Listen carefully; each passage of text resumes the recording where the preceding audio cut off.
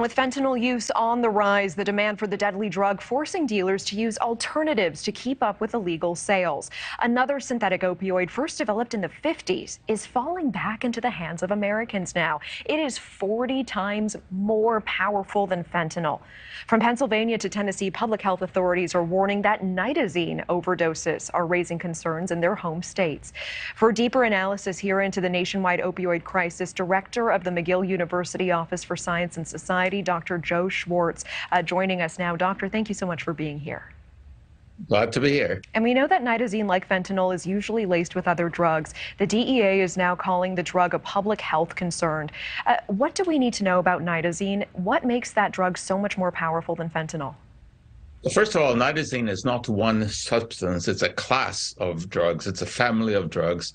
As you said, they were first designed in the 1950s in Switzerland by the Ciba pharmaceutical company, looking for the holy grail of pharmaceuticals, that is a painkiller with few side effects that is non-addicting.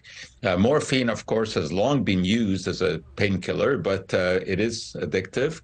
And it has real problems because it can depress respiration. So the idea was to find some morphine analog that would have a better safety profile. And the Nitazines were tried. They're synthetic drugs. They were designed based on a knowledge of how morphine fits into receptors on cells. And they try to mimic the action of morphine. It worked very well as a painkiller in mice. But unfortunately, it turned out to be more addictive than morphine. And worse than that, it caused respiratory failure more readily than morphine. So it was never marketed. However, unfortunately, these drugs, the Nitazines, are not so difficult to synthesize.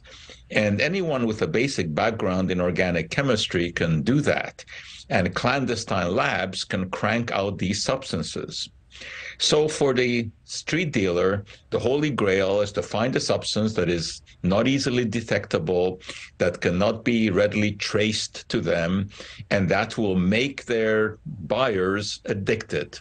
And Nitazines fit that category. And exactly where they're coming from is not clear. They can be, as I said, made in underground labs here, but it seems that they're coming from China. China has a lot of labs that will basically synthesize anything for a price, and there's not much control. So it seems that that's where the dealers are getting it from. And unfortunately, they're using it to cut things like fentanyl or oxycodone, making those even more dangerous because, as you mentioned, the Nitazines are more potent. So if some of the oxycodone or fentanyl is replaced with Nitazines, and the motive for that is they can get them cheaper so they can get more money, but an addict who is used to taking fentanyl or oxycodone, but now gets a pill that has been cut with a Nitazine, they will be more affected.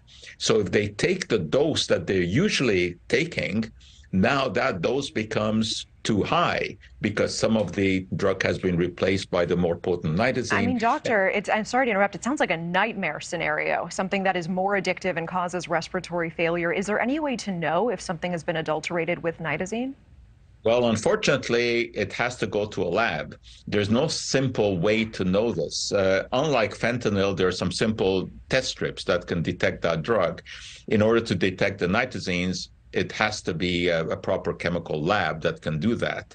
Of course, authorities are now working on quick detection systems to see whether or not that problem can be solved.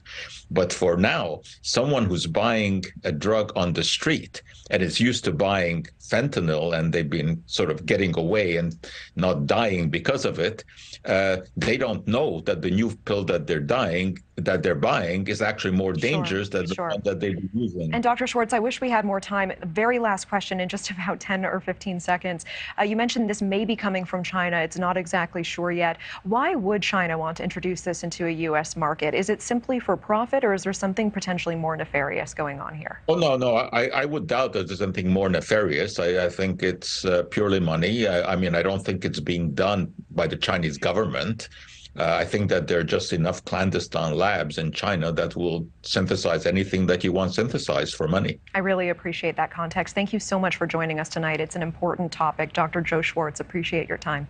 Thank you for watching. Go to newsnationnow.com to find News Nation on your television provider. And don't forget to click the red subscribe button below to get more of News Nation's fact-driven, unbiased coverage.